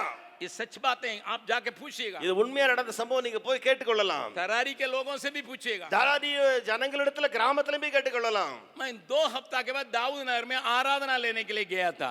2 வாரத்துக்கு பின்பு நான் அதே தாவூது நகர் சர்ச்சில் ஆராதனை நடத்தும்படியா போயிருந்தேன். लगभग 400 लोग बाटल में पानी लेके आए हैं. கிட்டத்தட்ட 400 பேர் பாட்டில்ல தண்ணியை பிடிச்சிட்டு வந்திருக்காங்க. मैंने पूछा किससे मुलाकात करने के लिए आप लोग जा रहे हैं? நான் சொன்னேன் இந்த தண்ணி எல்லாம் கொண்டு போய் யாரை சந்திக்க போறீங்க இவ்வளவு கூட்டமா? लोगों ने कहा डॉक्टर साहब से मुलाकात करना. அவங்க எல்லாரும் சொன்னாங்க நாங்க டாக்டரை சந்திக்க போறோம். डॉक्टर यहाँ तो नहीं है, இங்க டாக்டர் யாரும் இல்லையே. शायद आप भी नया आदमी हैं तो आपको मालूम नहीं होगा. ஒருவேளை அவங்க சொன்னாங்க நீரும் புதுசா வந்திருக்க ஆளு போல தெரியுது, உங்களுக்கு இந்த டாக்டர் கொடுத்து இன்னும் தெரியலன்னு என்னைய பார்த்து சொன்னாங்க. मैं जब भीतर जाके इससे पूछा, நான் உள்ள போய் கேட்ட போதுதான் अरे यहाँ क्या हो रहा है, என்ன அங்க நடந்துட்டு இருக்கு भैया தெரியல. क्या कहेंगे, मैं तो कुछ नहीं किया, एक बाल्टी पानी फेंक के यीशु मसीह के नाम से वो ठीक हो गई. अभी पूरा गांव के लोग चढ़े आते हैं पानी बाटल लेके. இப்பொழுது அவர் சொன்ன விஷயம், அண்ணன் எனக்கே தெரியாது என்ன நடந்துன்னு சொல்லிட்டு நான் ஒரு பெரிய வாளிய தண்ணியை ஊத்துனம் பாருங்க அவன் மேல, இயேசு கிறிஸ்துவின் நாமத்தினால எழும்பி ஓடிட்டான். அதுக்கு பின்பு முழு ஜனக்கூட்டமே பாட்டில தூக்கிட்டு வந்துட்டாங்க. उसी दिन से उनका नाम पड़ा है डॉक्टर जबकुमार। அந்த நாள்ல இருந்து அவருக்கு பேர் என்ன தெரியுமா? டாக்டர் ஜெபக்குமார் என்று சொல்லி. कभी कभी हम लोग नहीं पहचानते हमारे अंदर प्रभु ने क्या रखा, சில நேரங்களில் நமக்குள்ளே ஆண்டவர் என்ன வச்சிருக்காருன்னு சொல்லி நமக்கு தெரியாது. लेकिन जब चुनौतियां सामने रखी जाएगी, ஆனால் சேலஞ்சஸ் நமக்கு முன்பாக வைக்கப்படுகிற வேளையில तब அப்பொழுதே आपके छिपी हुई सामर्थ प्रकट होता है। உங்களுக்குள்ளே மறைந்திருக்கிற வல்லமை வெளிவரும். प्रभु आपसे बातचीत करने पाए, கர்த்தர் உங்களோடு கூட பேசுவாராக. मैं प्रभु के नाम पर यहाँ पर आपके सबको बतलाने के लिए चाहता हूँ। நான் இயேசு கிறிஸ்துவின் நாமத்தினாலே வந்திருக்கிற அனைவருக்கும் சொல்ல விரும்புகிறேன். आपके सामने जब चुनौतियां फेंके जाएंगे, உங்களுக்கு முன்பதாக சவால்கள் தூக்கி எறியப்படுகிற வேளையிலே आपके अंदर की छिपी हुई सामर्थ जो पवित्र आत्मा आपके अंदर वास करता है, वो कार्य करने लगता है। உங்களுக்குள்ளே பரிசுத்த ஆவியானவர் வாசம் பண்ணுகிறாரே, அவர் உங்களுக்குள்ளே மறைந்திருக்கிற அந்த வல்லமை அப்படியே வெளியே கொண்டு காண்பிப்பார். क्योंकि उसके अंदर वो पूरे ताकत के साथ आपके अंदर रहता है। ஏனென்றால் அந்த பரிசுத்த ஆவியானவர் முழு வல்லமையோடு கூட உங்களுக்குள்ளே வாசம் செய்து கொண்டிருக்கிறார். अगर आपके अंदर के सामर्थ को समझना है, ஒருவேளை உங்களுக்குள்ளே இருக்கிற வல்லமையை நீங்கள் அறிந்து கொள்ள வேண்டுமா? जहां जरूरतमंद है, எங்கே தேவை உண்டோ, जहां लोग हैं, எங்கே ஜனம் உண்டோ, जहां लोगों के लिए आवश्यकताएं हैं, எங்கே ஜனங்களுக்கு தேவைகள் உண்டோ, उनके बीच में जाके आप इस काम को करने के लिए कोशिश அங்கே करें। நீங்கள் போய் இந்த கிரியை நடப்பீங்கள். परमेश्वर का आत्मा आपके ऊपर है, தேவனுடைய ஆவியானவர் உங்கள் மேல் இருக்கிறார். बंधन में से लोगों को छोड़ने के लिए, छुड़ाने के लिए है। சிறைப்பட்டவர்களை விடுவிக்கும்படியாய் பரிசுத்த ஆவியானவர் இருக்கிறார். इसी बात के लिए परमेश्वर प्रकट करने के लिए आपके सामने चुनौतियों को देता है। இந்த வல்லமையை வெளிப்படுத்தத்தான் தேவனாய கர்த்தர் இப்படிப்பட்ட சேலஞ்சை கொண்டு வருகிறார். इस समय आपके अंदर इस प्रकार की भावना पैदा होने पाए, இந்த நேரத்தில் உங்களுக்குள்ள இப்படிப்பட்ட உணர்வுகள் மேலோங்குவதாக. लेकिन न केवल इस बाहर की बातों से संघर्ष करने के लिए நாம் வெளியிலே बैठ காண जाए, இப்பொழுது உட்காரலாம், கண்களை திறவுங்கள். வெளியிலே இருக்கிற புறம்பே இருக்கிற போராட்டங்கள் மத்தியிலே நாம் அந்த வல்லமையை காண்பிக்க மாத்திரமல்ல, आपके संग रहने वालों की रवैया के चलते आपके अंदर एक प्रकार का भय रहता होगा। உங்களோடு கூட இருக்கிறவர்கள், உங்களோடு கூட தொடர்புல இருக்கிறவர்கள் மூலமாக உங்களுக்குள்ளே ஒரு பயம் இருந்திருக்கலாம். जिनके बीच में आप हैं, நீங்கள் யாருக்கு மத்தியில இருக்கிறீர்களோ, वे आपकी बातों से खुश नहीं होते होंगे, அவர்கள் உங்களுடைய காரியங்களினாலே சந்தோஷமா இல்லாமல் இருக்கலாம். खुड़खुड़ाते होंगे आपके विरोध में, உங்களுக்கு விரோதமாய் முறுமுறுத்துக் கொண்டிருக்கலாம். அவர்கள் आपकी बातों से वे तृप्त नहीं होते होंगे, உங்கள் காரியங்களினாலே அவர்கள் திருப்தி அடையாமல் இருக்கலாம். बारंबार इस बात को आपको सामना करना पड़ता होगा। திரும்ப திரும்ப இந்த காரியத்தை நீங்கள் மேற்கொள்ள வேண்டி வந்திருக்கலாம். मैं इस लाठी के अंदर की उस एक और बात को भी मैं कहने के लिए चाहता हूं। இந்த கோலிலே மறைந்திருக்கிற இன்னொரு காரியத்தை சொல்ல விரும்புகிறேன். मेरे साथ खोलिएगा, என்னோடு கூட திறவுங்கள். गिनती की किताब उसका 17वां अध्याय, என்னாகமத்தின் புத்தகம் 17வது அதிகாரம். प्रभु के नाम की स्तुति प्रशंसा होवे। தேவ நாமத்துக்கு மகிமை உண்டாவதாக. इस अध्याय की बातों को शायद आप जानते होंगे। இந்த அதிகாரத்தின் காரியங்களை ஒருவேளை நீங்கள் அறிந்திருக்கலாம். यहाँ मूसा उस प्रकार के कुलकुलाने की बात, जो आपस में एक दूसरे से कुलकुलाने की बातें, उसको थमाने के लिए परमेश्वर से विनती कर रहा। இங்கே ஒருவருக்கொருவர் முறுமுறுக்கிற காரியங்கள் மோசேயை அழுத்துகிறதே, இப்பொழுது தேவனை நோக்கி மோசே விண்ணப்பம் செய்கிறான். तब मूसा से परमेश्वर ने कहा, அப்பொழுது மோசேயிடத்தில் தேவன் சொன்னார், मैं कुलकुलाने की बातों को, நான் இந்த முறுமுறுப்பின் காரியங்களை, जो हारून के विरोध में उठती है, ஆரோனுக்கு விரோதமாய் முறுமுறுப்புகள், उसको मैं खत्म करने के लिए चाहता हूं। அவைகளை நான் அழித்து போட விரும்புகிறேன். एक काम करो, ஒரு வேலை செய்யப்பா, हारून का लाठी के भी ले लो, ஆரோனுடைய கோலையும் எடுத்துக்கொள், और 11 प्राचीनों के एक एक गोत्र का एक एक डंडा के भी ले आओ। நீ 11 கோத்திர தலைவர்கள் ஒவ்வொருவருடைய கையிலும் ஒவ்வொரு கோலை கொடு, उसको मेरे सामने लाओ, அந்த எல்லாவற்றையும் எனக்கு முன்பே கொண்டு வா, मेरे सामने उसको तंबू में रखो, அவைகள் எல்லாம் எனக்கு முன்பதாக அந்த ஆசரிப்பு கூடாரத்துக்கு முன்பதாக கொண்டு வா. पढ़िएगा 5वां पद, 5ஆம் வசனத்தை வாசியுங்கள். गिनती किताब 17 अध्याय का 5वां पद, என்னாகமம் 17ஆம் அதிகாரம் 5வது வசனம். वहां पर लिखा है, அங்கே எழுதப்பட்டிருக்கிறது, जिस पुरुष को मैं चुनूंगा उसकी छड़ी में कलियां फूट निकलेंगी, और इजरायली तो तुम पर बुड़बुड़ाते रहते हैं, वो बुड़बुड़ाहट में अपने ऊपर ही से दूर कर दूंगा। அப்பொழுது நான் தெரிந்து கொள்ளுகிறவனுடைய கோல் துளிர்க்கும், இப்படி இஸ்ரவேல் புத்திரர் உங்களுக்கு விரோதமாய் முறுமுறுக்கிற அவர்கள் முறுமுறுப்பை என்னை விட்டு ஒழிய பண்ணுவேன் என்றார். क्या आप इन बातों के ऊपर विजय पाने के लिए चाहते हैं? நீங்கள் இந்த விஷயத்தின் மேல வெற்றியடைய விரும்புகிறீர்களா? आप परमेश्वर के सामने ठहरने के समय நீங்கள் தேவனுக்கு முன்பதாக நிற்கிற வேளையிலே वो सुखी हुई लाठी है लेकिन उसके अंदर जीवन अभी भी है करके प्रभु दिखाने के लिए चाहता है। அது ஒரு உலர்ந்த கோல், ஆனால் அதற்குள்ளே இப்பொழுதும் உயிர் இருக்கிறது என்பதை கர்த்தர் காண்பிக்க விரும்புகிறார். लेकिन वहां पर दूसरे दिन में क्या हुआ करके 8वां पद में देखते हैं। ஆனால் மறுநாள் அந்த கோலிலே நடந்த காரியத்தை நாம் 8வது வசனத்திலே நான் காண்பிக்க விரும்புகிறேன். 8वां पद को देखिएगा। 8ஆம் வசனத்தை பாருங்கள். दूसरे दिन मूसा साक्षी पत्र के तंबू में गया तो क्या देखा कि हारून की छड़ी जो लेवी के घराने के लिए थी उसमें कलियां फूट निकली और उसमें कलियां लगी और फूल भी फूले और पक्के बादाम भी लगे। மறுநாள் மோசே சாட்சியின் கூடாரத்துக்குள் பிரவேசித்த போது இதோ லேவியின் குடும்பத்தாருக்கு இருந்த ஆரோனின் கோல் துளிர்த்திருந்தது. அது துளிர்விட்டு பூ பூத்து வாதுமை பழங்களை கொடுத்தது. एक ही रात में, ஒரே இரவிலே, एक ही रात में ஒரே இரவிலே उसके अंदर कलियां निकल रही है, அதிலிருந்து துளிர் வருகிறது, फूल फूल रही है பூ பூக்கிறது, और पक्के बादाम की फलें लगी हुई है। பழங்கள், பழுத்த வாதுமை பழங்கள் உண்டாயிருக்கிறது. इस सवेरे के समय परमेश्वर आपसे बातचीत करता है। இந்த காலையில தேவன் உங்களோடு கூட பேசுகிறாரே. क्या आप थके हैं कि आपके विरोध में कुछ लोग बुड़बुड़ाते हैं? சிலர் உங்களுக்கு விரோதமாய் முறுமுறுக்கிறதுனால நீங்கள் களைத்து போய் விட்டீர்களோ? आपके नेतृत्व के लिए कोई बुड़बुड़ाते हैं? உங்களுடைய தலைமைத்துவத்தை வைத்து முறுமுறுப்பு உண்டாயிருக்கிறதோ? या आपकी चाल चलन की बातों को देख के मुड़मुड़ाते हैं? அல்லது உங்களுடைய நடைமுறை அல்லது உங்களுடைய நடப்பை பார்த்து ஜனம் முறுமுறுக்கிறதோ? Go to the presence of God, stay there. परमेश्वर की उपस्थिति में जाके ठहरे रहिए. और आपके अंदर की वो खूबियां, அப்பொழுது உங்களுக்குள்ளே இருக்கிற அந்த திறமைகள், வல்லமைகள், आपके अंदर का परमेश्वर की जो प्रेम का फल, தேவனுடைய அன்பின் அல்லது அந்த பழம் அல்லது கனி இருக்கிறதே அது, उन सारी बातें अपने से निकलने लगेगा. அது தேவனுடைய சுபாவம், தேவனுடைய கனி தன்னில் தானே உங்களிலிருந்து வெளியே வரும். क्या आज सवेरे आपके दिल में क्यों मैं अच्छे काम करने से भी, अच्छे संबंध रखने के बाद भी मरमरिंग अराउंड मी क्यों लोग बुड़बुड़ाते रहते मेरे विरोध में? உங்களுக்குள்ளே இன்று காலையில் ஒரு கேள்வி எழும்புகிறதா? நான் நல்லா தானே வேலை செஞ்சுட்டு இருக்கிறேன், எல்லாரையும் சேர்த்து அணைச்சிட்டு நல்ல உறவில் இருக்கும் பொழுது ஏன் ஜனங்கள் எனக்கு முன்பதாக முறுமுறுக்கிறார்கள்? It is an internal problem. ये आपके भीतर की समस्या है. Internal problem. भीतर की समस्या है. The only way to overcome the internal problem is bringing more fruit to the Lord. एक ही तरीका या एक ही मार्ग जो भीतरीय समस्या के लिए समाधान के रूप में वो ये है कि परमेश्वर के लिए फल लाने की काम करें. पौलुस से इसके बारे में पूछेंगे हम, वो कहता है. பவுலை இதை குறித்து கேட்கும் பொழுது பவுல் இப்படியாக சொல்லுகிறார். मेरे साथ खोलिएगा என்னோடு கூட திறவுங்கள். कोलोसी की पत्री उसका 3रा अध्याय, கொலோசியர் 3வது அதிகாரத்திலே 12वां पद से लेकर पढ़ेंगे. 12ஆம் வசனத்திலிருந்து வாசிக்கலாம். 11 से लेकर पढ़ेंगे, 11 से लेकर पढ़ेंगे, 11 11ஆம் வசனத்திலிருந்து வாசித்து விடலாம்.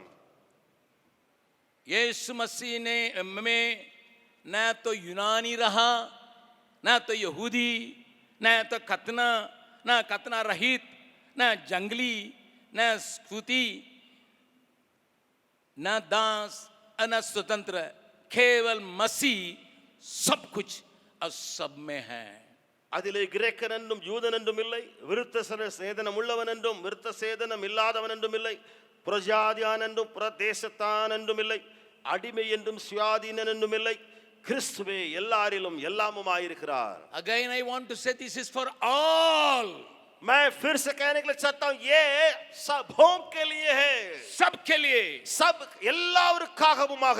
प्रभु के नाम की स्तुति प्रशंसा होवे. தேவநாமத்துக்கு மகிமை உண்டாவதாக. इसलिए ஆகையால் परमेश्वर के चुने हुए के समान, நீங்கள் தேவனால் தெரிந்து கொள்ளப்பட்ட பரிசுத்தரும் जो पवित्र और प्रिय हैं, பிரியமுமாய் बड़ी करुणा உருக்கமான இரக்கம், और भलाई தயவையும், और दीनता மனத்தாழ்மையையும், और नम्रता சாந்தத்தையும், और सहनशीलता நீடிய பொறுமையையும் धारण करो। தரித்துக் கொள்ளுங்கள். 13वां पद भी पढ़ेंगे। 13ஆம் வசனத்தை வாசித்து விடலாம். और यदि किसी को किसी पर दोष देने का कोई कारण हो तो एक दूसरे की सह लो और एक दूसरे के अपराध क्षमा करो, जैसा प्रभु ने तुम्हारे अपराध क्षमा किए वैसे ही तुम भी करो।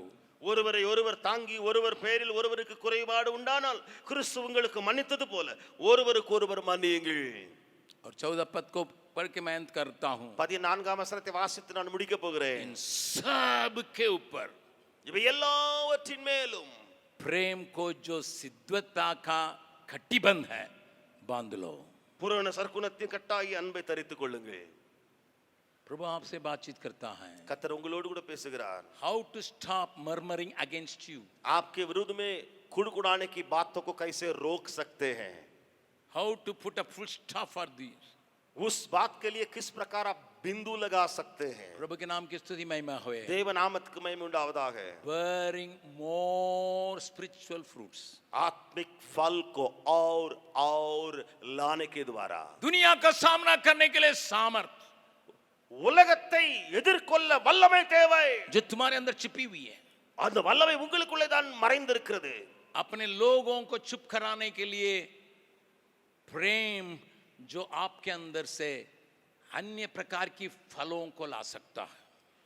அப்படியே முறுமுறுக்கிற எதிர்க்கிற ஒரு பெரிய கூட்டம், தன்னுடைய ஜனமாயிருக்கிற கூட்டம் இருக்கிறதே, அவளுடைய வாயை அடைத்து போட அன்பு, அந்த கனி அது உள்ளே இருந்து தளிர்த்து வெளியே வரட்டும். एक्सटर्नल एंड इंटरनल बात को आप समझ लें। வெளிப்புற அல்லது உள்புறமான அந்த காரியங்களுக்காக आप प्रभु से कहेंगे, நீங்கள் தேவனிடத்தில் சொல்லுங்கள், प्रभु मेरे अंदर तू है, ஆண்டவரே நீர் எனக்குள்ள இருக்கிறீர், आत्मा तू कार्य करता है, ஆவியினோடு கூட நீர் சாட்சியிடுகிறீர், मेरे द्वारा पराक्रम के काम भी हो, என் மூலமாக பயங்கரமான கிரியைகளும் உண்டாயிருக்கட்டும், जो दुनिया को चुप करा सके உலகத்தையே அடைத்து போடத்தக்கதாக, और हम अपने लोगों को चुप कराने के लिए मेरे अंदर से फल लाते रहने पाए। அப்படியே என்னுடைய ஜனமாகிய ஜனத்தை நான் அவருடைய வாயும் அடைத்து போடுவதற்காக எனக்குள்ள கனிகள் வந்து கொண்டே இருப்பதாக. हम सब कोई घुटने में आए हैं। எல்லாரும் முழங்கால வரலாமா?